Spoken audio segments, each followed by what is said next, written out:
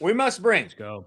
Let's the one go. and only Zerak Khan inside of the show. He is the newly minted founder of Panther Research. Okay. And what is Panther Research, you ask? I shall tell you: retention, customer intelligence, focused on fashion and luxury brands. Okay. He's got a Substack, which I think putting out some very interesting things over there tied to everything Zarak is doing at Panther Research. We must bring him inside of the show. Everybody, welcome the one and only Zarak Khan, founder of Panther Research. Get in here, Zarak. Get inside this show. Let's go. Zarak, appreciate you making time to join us, brother. Welcome to the show. No, absolutely. It's a pleasure to be here. Thank you for having me. Man, Let's tell go. us what's going on with you and where are you, Zarak? Whenever I hear of you, I'm like, this guy's like 007, international man of mystery. Where is he? What's he doing? He's in stealth mode, building and Stealth. scaling. What's going on with you as of late, sir? No, absolutely. Well, I like to preserve my mystique, but right now I'm at my home in London, which is where I do a Man. lot of my work recently. And no, absolutely. Just a little bit quickly on Panther Research because you asked. Yeah. As most people know, I've been media buying for the last 10 years, and particularly within the scope of fashion, luxury, and design-led brands. And I've been looking at the macroeconomic situation. I've been looking at how ads have been doing and what I want to do. And I think, or I thought that the genuine next step along this progression would be to go number one, upmarket, and then also a different point in the funnel. I saw what was happening with ads and creative velocity and all these Andromeda changes. And while it's still very fruitful, I think a lot of what comes down to fashion and luxury is not necessarily how much you test and how much output you have, but more so what you decide not to do and where to hold back on. And I think the post-purchase experience alongside the intelligence layer and the research is really where brands can make an everlasting impact, especially to hedge against these rising and ever-changing ad costs and these introduction to new platforms. I think now is more of a time than ever to really nail down that post-purchase experience, and more so for fashion and luxury brands, not necessarily mimic, but bring that in-person experience that people are so used to online. Right. Oh, I like that. Smart, Zarak. I'd love to talk about, one of your main thesis, which is this email generates 25% of our revenue trap. I would love for you to dive into that and how you are thinking about this now in 2026. Yeah, absolutely. Well, it's a case of attribution, and then it's a case of messaging and paying yourself today instead of tomorrow. Number one, we have to decide, of course, if that revenue attribution could have happened outside of the campaign naturally, and if it's actually incremental or if it's just attributing. And then on top of that, it's also about what you kind of put out. So I'll kind of give you an example. A lot of what retention has typically been is we need to have this many flows, this many campaigns, and sending SMS, which as part of the funnel is important, but it's very much dependent on the category and the customer type. If it's a utility-based product like a phone charger, or it's something like a dishwasher, maybe you can depend a little bit more on that messaging. But I think for fashion and luxury, what's super important is the compounding of the brand equity. And you might be able to put out a message out tomorrow and say, we have a 25% markdown. And I'm sure revenue wise, it's going to be very fruitful, but it comes at the expense of the brand's positioning, which I think is super important. And you have to kind of decide, do we want to do this now, or do we want to invest in some more long-term brand building exercises, which allow us to perhaps sell at full price and develop a customer base which isn't so dependent on offer and markdown and last minute opportunities, of which a lot of, I think, typical DTC brands do. Is there's so many offers and opportunities and promotions that it very much desensitizes the customer along the way to not take them seriously. And then we must ask, what are the long-term implications of your brand not being taken seriously? What does that do for your enterprise value, your potential exit, and your off season? Wow. There's a lot there. There's a lot 100%. there. 100%. I think something that you hit on at the front, Zarak, is like I think should be underlined more in the context of just our ecosystem. A lot of times when people say retention, what they think is email alone. It's just like retention equals email. It's almost like they're interchangeable terms. But that's not the case. And something that we covered earlier this year, we had on Alex Griefeld, who brought this up. I'd love your thoughts on this thought that sometimes our LTV, you might say, our retention, not just based on like what I sold them or the emails I sent, but what I have to offer them, merchandising. What else inside of my store can I bring to them that they potentially have, and message and frame that in a winsome way? I mean, would you agree? I think about LTV as probably one of the most overrated metrics in Ecomm, and I'll tell you why. It comes down to a couple of things. The most important one is the payback period. If I acquire a customer and then in the next 4 years they repurchase twice, theoretically their LTV has gone up. But I think what's more important is purchasing frequency and the cadence in between those.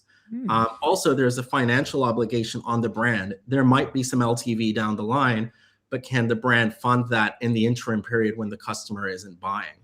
And then it's also dependent on what makes the customer come back, right? If we're going to throw a sale at them every November, they're going to come back, sure. Or if we do something on Easter, if we do a markdown, they'll come back. But really the question is, how do we get them to come back on their own accord? And a lot of brands, I think, put it down to the product itself. They assume the product, if the product is good, the customer will come back. A good product alone will not carry this relationship forward by any means. And if it's not promotional messaging, there's so many alternatives that a brand can do. I think some of the more played out ones, which have been positioned as alternatives, is early access. Early access really just gives you something 24 hours before the wider public gets it. And if there's plentiful inventory, then it really means nothing. And then the other one, which I think is a little played out, is this behind the scenes look. I think particularly with luxury, there's a lot of mystique, and you don't really want to see the process, or you don't want to lead with like the material composition. If I'm spending $1,000 on a sweater, I don't want to be told how great the materials are. It's like a baseline expectation. But we could, for example, take ways that we could not necessarily cross-sell the product, but let's give you an example. I release a new collection and it's a series of fine leather goods. And then you might have someone buy a wallet, and the question is, okay, well, they bought the wallet, now let's try and sell them the jacket. When actually what they could be doing is trying to get people to really immerse themselves and buy themselves into the collection itself. And maybe we sell them a card holder, or maybe we sell them a bag, a backpack, something within that same family of products. One thing I've seen, which is really good on the women's side, is, and funnily enough, it's actually Coach, which has done this great. There's this $95 bag charm. It's the cherry. Yes, heard about it, right? We love it.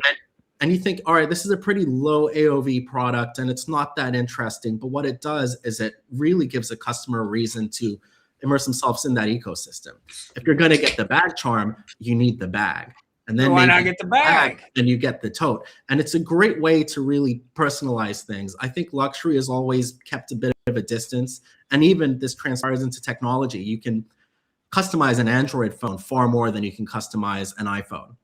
And we're shifting into this mindset where maybe you don't get the new iPhone every year, and brands are becoming a little more open to you adding your own twist on things. And I think the bag charm is a really great low entry way of doing that, as opposed to begging the customer to come back. Maybe we let them put their own creative twist on it and buy in incrementally on their own.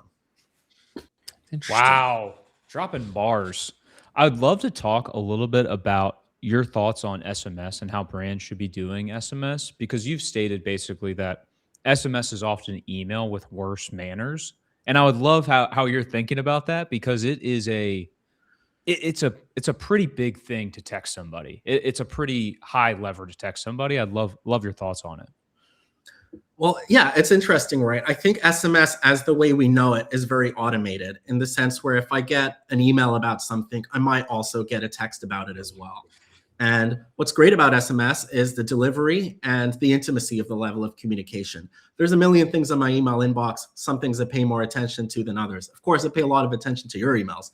But then on SMS, It's really down to just my friends and family, and then maybe a few Sure. business associates. So when I get a text, I'm going to see it. The problem is it can be often a little bit violating, and it can really turn someone off in terms of how they feel about the brand. If I'm buying a brand and then they're texting me about a sale, I mean, this is a tactic that Domino's is using, and now this cool brand is trying to do. But funnily enough, luxury has been doing SMS much longer than it's been around as like a standalone SaaS that you can attach to your Ecomm store. It's the manner in which it's done. If you're giving me a message which is personal and unique to me, then I don't mind it coming through a more intimate channel of communication.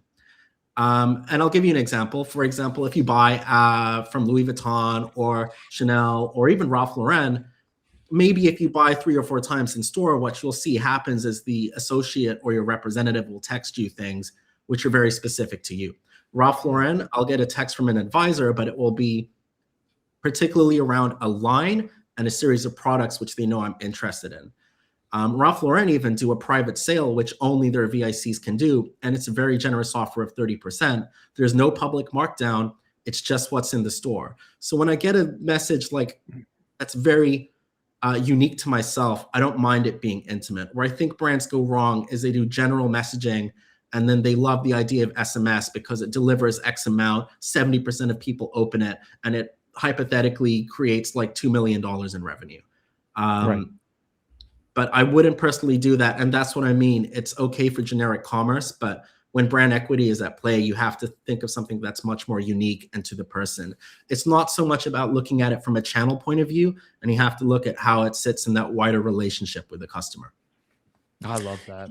You know, I find Zerak, we've had a couple of folks on the show who swim in the waters of higher fashion and luxury, and I feel Luxury. like what you are underlining here has come out in general, but I love the specifics you're putting to it. It seems like luxury plays in a little bit of a different field. Like there are some things that apply, like you're talking about. Can you do SMS? Yeah, you probably can, but there's like a specific way to go about it. More of a concierge type level, personal reach out of, maybe so it only happens in the store, and it's coming from a person who already knows what I'm interested in. I feel like that's come up a few times over the year, and it seems like luxury, it's a little bit of a different game than a lot of us are playing in general consumer commerce. Is that fair? Certainly, it's definitely front end heavy on the investment to get stuff like that done. I think if you ask most people, would you want to sell a product for $70 or do you want to sell one for $300? They'll immediately go for the $300 because there is quote unquote more margin and room for acquisition costs in there. It couldn't be further from the truth. There's so many exercises you have to do to have that product desirable at that price point and build a name for yourself. And it could be setting up stores which only 200 people touch for the first 3 years, or it could be investing in PR and celebrity plays, which won't pay off at all. And if they do, it's going to take years to go into. In many ways, and not to get into the real estate debate, it's kind of like buying a house versus renting a house. And it's going to take a long time for buying it to be more valuable on paper, or at least that's how it goes in a typical market. But, we did this study a little while ago. We subscribed to 120 brands, all fashion and luxury. And we could see what tactics they were using, how much pressure selling they were doing. And really, there's no correlation with how many messages you send and what the tactics and the pressure is. But what has kind of stood out amongst all of this is, look, the consumer gets smarter every year. And they know when you're being presented with something valuable and when you're not. So if I spend $5,000 at a brand and then they start texting me personally, I feel like it's earned. But if we look at Skims, for example, which has great creative direction, Kanye West got the creative director or the head designer of Balenciaga to lead Skims on a creative way. But what I kind of quickly found out was I was immediately graduated into a loyalty program. Interesting, because I never bought anything. I never engaged with any of the emails. That's one thing we did. We didn't engage with any of the emails because we don't want to influence the behaviors. Yet I was put into like a VIP segment. And then I got asked to download an app. And it's all led by offer. And people aren't stupid. They know they didn't do anything to get into the VIP program. And therefore, how they value that VIP program is little to not at all. Sure. And it can really make the program collapse on itself when you try these like quick tactics. And I think in luxury, these quick tactics come to die very quickly. Wow. Fascinating. I mean, that's huge. Could you talk a little bit about some of that data set that you're having? Who are some of the best players within that space that you found out were kind of sprinkling to the top, maybe 1, 2, or 3 that you were like, these people are doing an unbelievable job? Yeah, absolutely. Well, I think what the biggest thing is there's obviously the brands which do things really well because they're extremely commercially successful, the Dior's, Sure. the Pradas. But then there's also huge brands like Zadig and Voltaire, which have absolutely ruined their email program, or Norma Kamali, or even somewhere mid-level like Abercrombie, where they're sending on average sometimes 2 emails a day. Yeah. So there is no correlation between enterprise value and how good and dialed in their email program is. What I did see a correlation in quite heavily was how seriously they take their creative direction and their messaging. And we saw a lot of brands really only emailed once a week, twice a week, sometimes every month. And I'm sure they were widely more effective than the brands pressure selling 3, 4 times a week. We also saw is there wasn't a huge focus on very interactive design. I think a lot of email agencies will say, look at these great Figma templates we made. A lot of the greatest brands have templates I could have probably made in less than 5 minutes, but it was about the contents of the message. And none of these had a block of text which would take you more than 20 seconds to read. It was really how the products were photographed, how they were merchandised, and also how they flow into each other. Prada had a recycled gold campaign where they were like recycling gold and creating jewelry out of it. And it wasn't just one email to announce the collection. It was a slow drip of exposing that collection piece by piece. Or if they had like a leather goods collection, they wouldn't just display, because it was available in, I believe, 4 different colorways, they wouldn't just display all 4 of them next to each other. Instead, they took the most unique earth brown leather grain they had and showed all their products in that one color. So it's small merchandising tactics, but we could very quickly see that there was a lot of brands where it's like, there's no way I can keep up with these. But what was also interesting is, I said earlier, I never engaged with these emails. So theoretically, you would think after maybe 60, 90 days, I'd be taken off a lot of these lists because I'm a dead participant. Yeah. No, maybe I think it was 3% of the brands actually sunset us away, and everybody else kept paying for us. Keep you forever.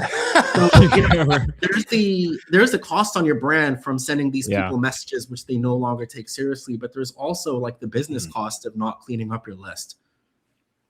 Wow. Totally agree with that too. It's interesting. I can't say I've ever done a like mass experiment like this, and this is all like part of your big thrust at Panther Research. Is that right, Zarak? No, absolutely. I think especially with like the brands we take on, if they're not already of a large size, they're very much aspirational to be one of the ones that we're already looking at and perhaps even working with. And it's not because they want to copy the product or the creative direction. It's because they want to copy the strategy. And a lot of these brands have a really dialed down strategy. But what is also quite prevalent is that it's very unique because there's so many different archetypes they go to. 2 customers could live in the same city, both be wealthy and be of a similar age, but they have totally different ideas of what looks cool creatively, and they have totally different buyer psychologies. So there is plenty opportunity. There's just not really room for a cookie cutter technique. What I also think with this type of customer base is they're much more aligned creatively, and they're much more tapped in per se. So if you try some of these tactics, which might work selling supplements to a 60-year-old mom, it's going to absolutely bounce back on somebody who just got out of like fashion school, who's going to see right through it. And, these people aren't going to necessarily publicly complain. They're just going to silently stop engaging with the brand. And that's where I think brands go to die. These ad costs aren't coming down. They're doing nothing to monetize it on the back end. They need to start treating these existing customers they have as invested capital. And maybe then they'll get out of this hole of, I'm spending X amount on ads. I'm making X amount of baseline revenue. What about the other 80,000 customers I acquired? Where are they? Well, you're the one who lost them, buddy. Wow. This is I think this is it's a fascinating corner of commerce that I think we don't often, I don't often think about. As you Totally. talk about it, I find it very interesting in the kind of buyer who has a different buying psychology, one from another, same age, same city, similar wealth. I find this very interesting and very appropriate. It seems very fitting for the luxury world, for the fashion world. Obviously higher purchase price, but a lot of consideration going into that, a lot of front end brand building that will result hopefully in monies for everyone. And treating that list, that base of customers, or people who have agreed to be marketed to, treating that with care and intentionality. That seems very fitting to me. Sorry, I was cutting you off, Colin. Oh, good. I would love your take on AI now, that how it relates to fashion in 2026, because I think there's a world where these two coexist, but I think there's also this kind of like judgment and very much a taste feature that needs to be involved with AI, unless these fashion brands produce just AI slop, which is basically unforgivable. No, absolutely. My view on AI is that in regards to parsing data and assisting you with something, it's pretty exceptional. There's a lot of work it does, which you just don't want to do, and a lot of it is administrative. But there's a strong correlation between what's commercially viable and the effort which goes into it. So, you could make an AI image where if it was real, it would have been a beautiful photo shoot, but that asset in isolation doesn't really work because, number one, most people can still kind of see what's AI and what isn't. But also it's a particular industry where it hasn't been received with the open arms it may have been in tech and general ETC. But my personal view on it is, from an operational point of view and a technical point of view, it's great. And it's great to kind of act as a second head to think with you. But in terms of actually producing anything that's consumer facing, I think it's less of a matter of is it there yet, and it's more of a matter of should we be doing this at all. Interesting. That's a great point. That's a great point. Should you even go into that lane? That's a great point. And I take you to mean here, agree, disagree, confirm, deny. I take you to mean, like, am I destroying brand equity by doing so? Right. Am I causing people to publicly revolt in Facebook comments if they do, or causing people to quietly walk away in the luxury world as you've described? Is that what you're hitting on? Absolutely. It's quite funny. I actually did have a client that really wanted to explore AI. And the reason they wanted to explore it in this use case was, we're going to pay a lot of money for this photo shoot. We want to see conceptually what that photo shoot will look like with AI. And then we produce this content, and they like it so much that they want to publish it. I'm actually quite impressed with the content, and I can't tell it's AI in this regard. I think it's much more prevalent when you're doing sketches or you're doing outdoor shoots, but something on low exposure with high flash, it's pretty easy to create it with AI. The safeguard I did when publishing this as an ad is I put it on the stories format on Instagram. So if you want to comment on it, you can. You can only swipe up and go to the website. Comments is a huge thing, because this is an audience which wants to see what the public is saying. They want to see, does this have motion? And people go to the comments and they can be put off by people saying this is copying someone or it's uncool, or they can be put off over logistical reasons, like saying I ordered this 3 weeks ago and I haven't got it. Sometimes it's best to just not allow the comments so you can control your positioning and your image. And I think the story placement is so underrated for that. You can't even do it on Reels. You can comment on Reels. Story, it's like, look, you can swipe right or you can swipe up. Wow. A little sauce right there. A little sauce right there. A little sauce. Okay, Zarak, man, we appreciate you making the time to join us and giving us a window into retention and winning for these higher scale luxury fashion type brands. A very interesting window into this world that's truly a part of the e-com and consumer ecosystem. Man, tell us, where should people find you, follow you, talk with you? I mean, Panther research, etc. Like, give us the whole list of how people should find you and get involved with you. Hey, if you want to see what I'm up to, follow me on X. And if you want to give me some money, go to pantherresearch.com. Let's go. Right. Very straightforward. I love that. I love that. Everybody, go give Zerak some money. You should. He knows what he's doing, especially in the fashion and luxury world. Man, we appreciate you making the time to join us. We look forward to having you back, brother. See you. Thank you, gentlemen. It's been an honor.